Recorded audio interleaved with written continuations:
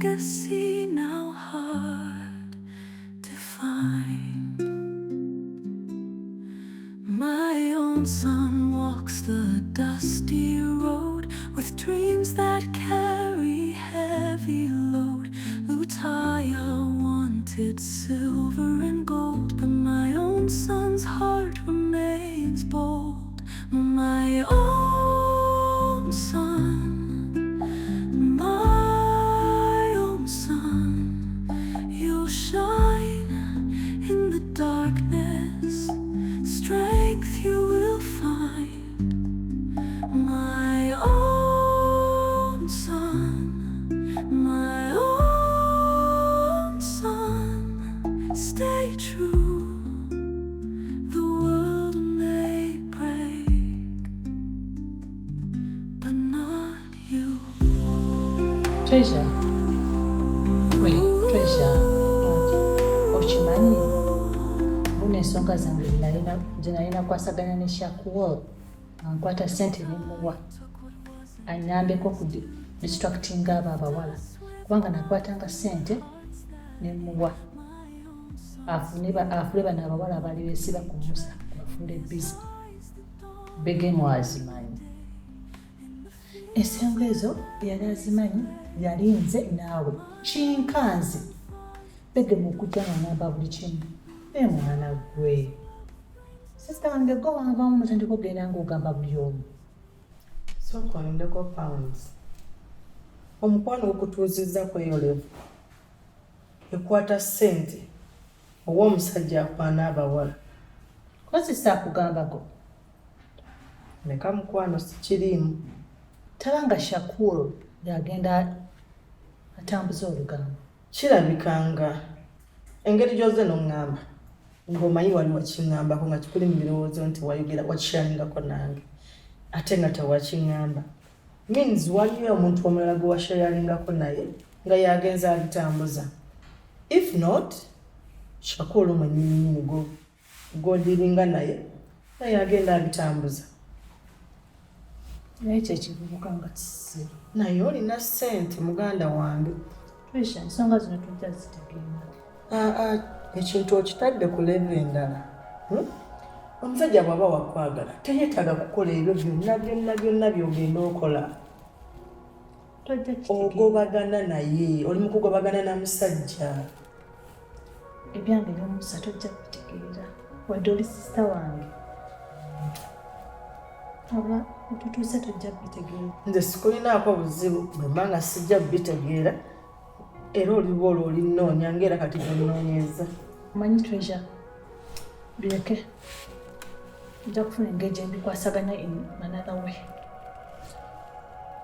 sikulinaako buzibu era buliba olwo ng'okomyewo nze wendi mukama wange omanyi muno mwe tulwawo nga tetubeera ku bakozi nga tuli emirimu gyaffe ebimu bintu bituyitako naye ensonga zaali zizo waziwuliddeko ate yabadde ki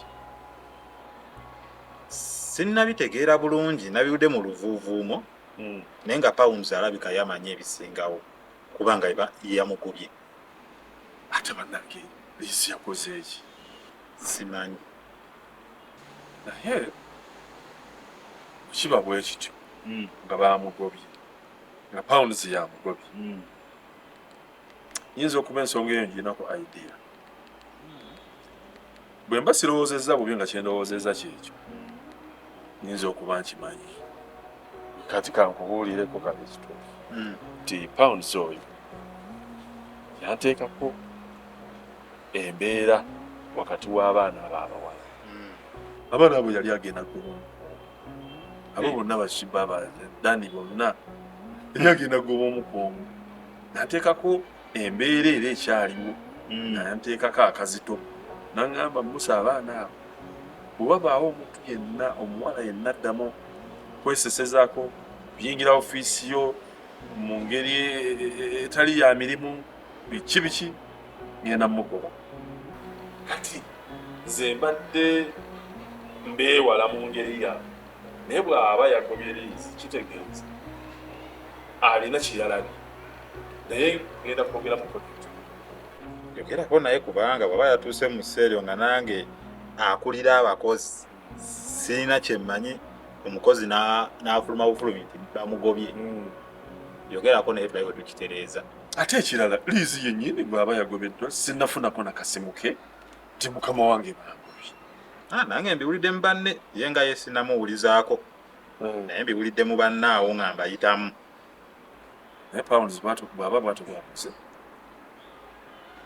neetaaga okwogeramuko naye.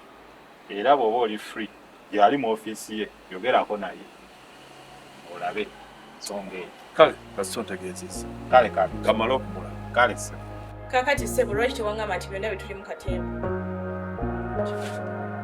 Ng'ani gw'oteeka mu katemba Shaku? Biki by'oyogerako? Saagala onneewunzizeeko. Bw'ontunuulira bw'oti ogenza okulaba nga nze ndi muzannyi wa katemba. Nkola musi ye tataata. Sinnakutegeera. Nga ki ky'otategeera? Shakulu, wali omanyi nti nno tebigenda kumanyika? Wali omanyi ogenda bikolera ekyo? Neme kubitegeera. Biki? Nkimanyi bulungi bakusasula okunjagala. Ssebo taata osasula. Lwaki abantu balina ettimu? Ddala omuwala omulungi afaanana bw'atyo bayinza batogera mbansasule nkwagale. Gwe bulungi bwo bwetaaga sooka kusasulwa nze okwagala. Toyinaamu wadde kafansonyi mu mutwe gwo. Wali omanyi nti nno sijja kubitegeera. Ebiriwa abantu bakulimba. Nze benjogera tebiri mu makulu. Wansanga nga nina omuntu wange gwenjagala naawe okimanyi. Nenkuyamba. Neŋŋamba engeri gy'ozze ng'oli mwetowaze kankuleke. Si bye nnali nako nze nga nina omuntu omu gwe ntunuulidde. Wanyamba buyamba. Ate nali nkwagala nali sikuliiko. Tebasobola kunsasula. Kakati Shakulu, togenda kusobola wano era kati tolinaawo mulimu. Engeri gy'osasula ndowooza osasulwe abawala abalala bangi. Ogenda funa omuwala omulala gw'osasula si. Shakulu, tokwatako. Tokikola bani. Tokikola nkwagala. Bani. Shakulu, ate linda. Kakati Shakulu nkubuulire. Buno guba omulundi gw'ogusemba. Okuddamu okwogera nange ku nsonga yonna ekwatagana n'omukwano. Kubanga ebyange naawe kati biwedde. Oyagala Deal done. Mukama wange. Waliwo kyenjagala okumanya. Twasemba okwogera ng'ogambye nti abakozi tebagenda kuddamu kugobwa. Ne tukikkaanyaako. Naye bava kumpa mawulire embuliizi bamugobi. Yakoze eki? Ku nsonga zonna eziri wano. Bw'olaba okujja wange nga weebuuza ku nsonga za liizi kyekisinga obukulu. Nze muntu omu eyali yakkaanya naawe. Nze muntu omu yazzeemu n'enkyusa bye twali tukkaanyiza. Liizi bamugobye. Olinawo kuba obuzibu. Tewali mukama wange. Kyembadde njagala okumanya naye. Bw'obanga toyagala kyogerako nga kikuyisizza bubi. Oba oliawo nga toyagala nakutegeezaako kiki yakoze. It's okay. Wakiri walimbuliddeko nti mugobi yakoze ki? Abakozi bonna osobola okujja gye ndi ng'obeebuuzaako. Apart from these, totawana kujja ng'onneebuuzaako. Musa, olina nkwetaaga nja kuyita genda. Tetugenda kyogerako. Tetugenda kyogerako. Genda. Okay.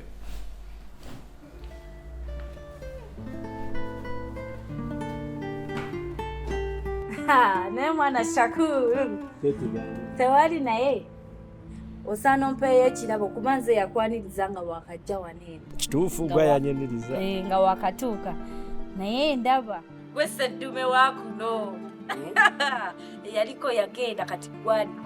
Kiki kyoyogerako? Kyenyogerako kimanyi bulungi oli eyo weeyagala bweyagazi wagwa mu bintu. Naye mwami Shakulu wagwa mu bintu ebyano byeyagaliramu bweyagalize nga ate osasulwa n'osasulwa. Nsasulwa? Osasulwa ate nga weeyagala. ekyo byoyogerako nga senakutegeera. Kyanjogerako okimanyi bulungi. Naye afande olina olwali. Si lwali. Olina olwali. Ngenza okutambula kuzudde ng'oli wa bino byokka. Shakuru, tunulira begi. Ekisooka mukyalawo. Oyo ye mukyalawo. Oyo si mwegaana. Munene. Odde ku Dani. Naye nojja kushiba. Naye bw'ati. Shakuru, weeyagadde ku kampuni eno. Weeyagadde. Oyogera ku Farida? Awo nkutegeera. Shiba? Onemye okutegeera. Dani, onemye okutegeera. Busibamanyi. Kati kyogamba. Byonna byanjagedde tekuli kituufu. Komaawo. Avande. Ekituufu okitegedde. Mbutuufu mwami Shakuru. Nze yakwaniriza wano. Mbutuufu neetaagayo kintu kidogo. Lakini kidogo. Kintu kidogo jamu fulani kakati otali. Mwami Shakuru. Wani. Je wale. Gwa nini?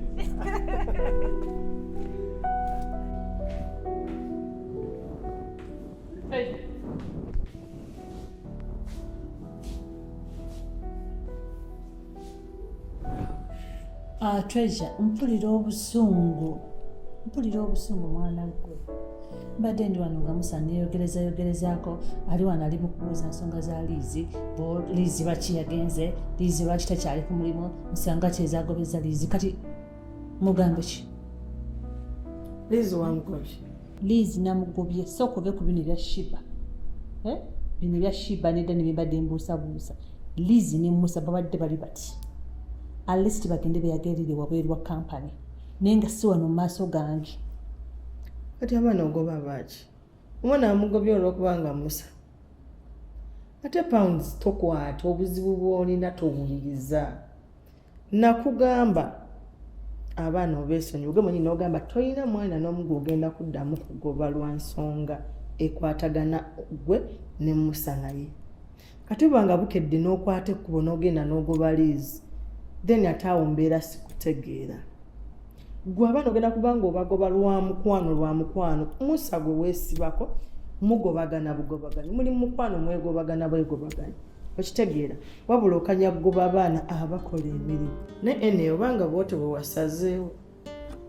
Then kiri gy'oli. Bagende beeyagalire ebweru si mu maaso gange Treasure. Simanyi batya ensonga zange lwenzi kubuulira olwawe zitegeera Treasure. Anti ensalawo yombi nedda. Treasure, walibaddeko mu mukwano? Naye nga si gwe ogw'okugobagana. Omusajja ogoba mugobe.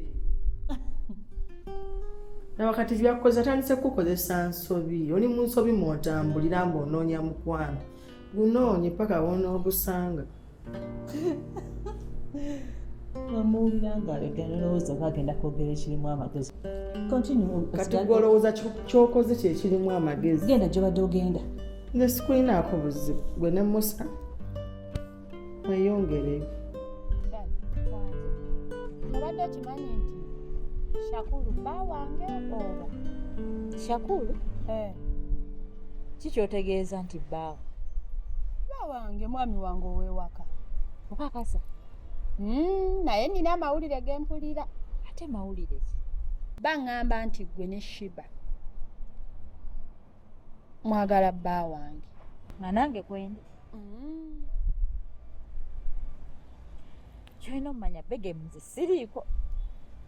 Naye ekyamazima amawulire ng'ewuunyiza okuba nga Shakuru bbaawo waawaka. Oyo Shakuru gw'olaba bba wange waawaka mwennyini. Lwakuba nti we twali ewaka twateesa. We tubeera wano ku mulimu buli omu abeera bibye. Naye obuzibu obuliwo nti ate ye atandise okukola ebitajja.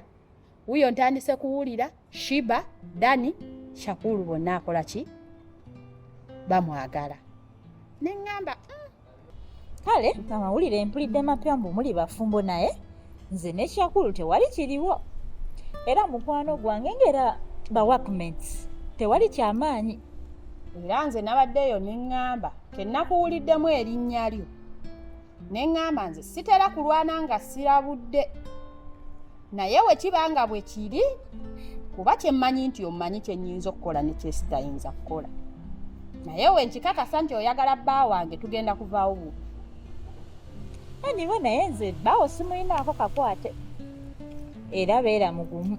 Nze Justin era alinga nga benkola ne bakozi bange bakozi bannange abalala. Okay. Kale tewali buzibu.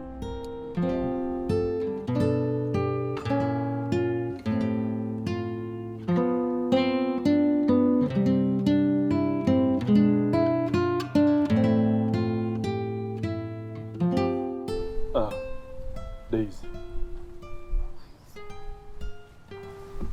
Nina kyenjagala kubuuza bw'oba tofuddeeyo era nga njagala kumanya kubanga owangalira nnyo wano ewaka ebiseera ebisinga obungi buli ekigenda mu maaso wano okola ki okimanyi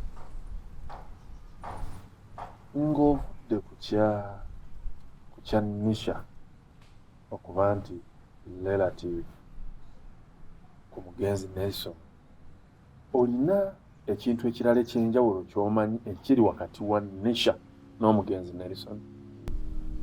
Mukama wange amazima oyogedde ku Nelson ennaku nenkwata kyemmanyi ekyali mu masekkati ga Madamu Nisha ne Nelson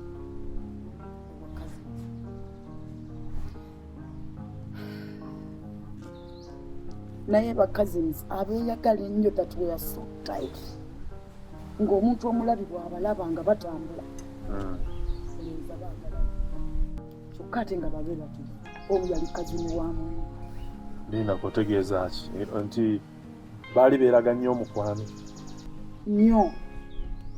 nnyo whereby obasanga beekutte emikono obasanga boogera obasanga baseka you could find them so close nga kizibu okukkiriza nti relatives just relatives.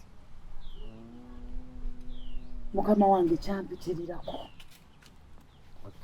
nga njagala okukikiriza nti ba relative ate ng'omutima guŋŋamba balayika bakola ki baagala n'okusinziira engeri gye beeyisaamu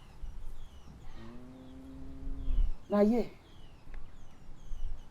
natuukirirako Madamu Nisha nemubuuza nemugamba Madamu Nisha gwe Nelson ki ekigenda mu ng'olaba kikuyitiriddeko nanze buli kaseera omutwe guba gunnuma omanyi naawe bw'oba ng'olina munno gw'oyagala tosobola kumulaba ng'ate onagamba kazini asimanga gundi okitegeera naye nga olaba ekiriwo kirala era natuuka n'omugamba mukama wange yakiraba atya naye munnange nankakasa bo ba relative